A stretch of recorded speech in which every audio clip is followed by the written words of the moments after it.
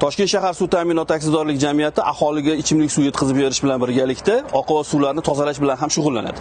Albatta, bugun Toshkent shahridan chiqayotgan oqova suvlar hajmi bir sutkada qariyb 1,5 million kubni tashkil etadi. Bunday katta hajmdagi suvlarni tozalab, yana tabiatga qaytarish esa jamiyat tomonidan bu boradagi ishlarni tizimli tashkil etishni talab etadi. Qolaversa, mana shu kanalizatsiya tarmoqlaridan foydalanishda xoh u aholi bo'lsin, xoh ishlab chiqaruvchi tashkilotlar bo'lsin, ulardan mana shu tarmoqlardan belgilangan me'yorlar asosida foydalanishni ham taqozo etadi.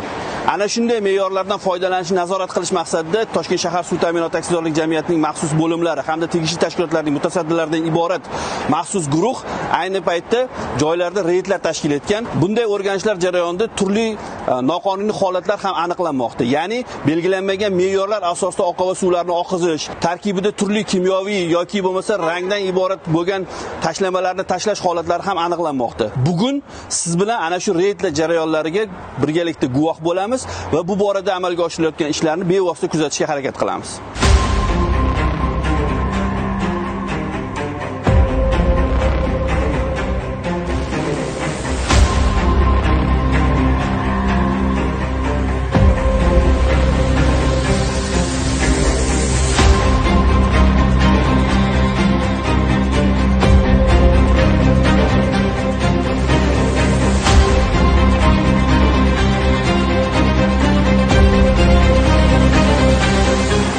Tuman oqova suv tarmoqlari bo'limi Modern Qo'yil tekstil oqova suv tarmoqlariga rang tashlayotganligi aniqlandi. Shahar oqova suv tarmoqlari xodimlari, tuman oqova suv tarmoqlari bo'limi xodimlari tomonidan kelib o'rganildi.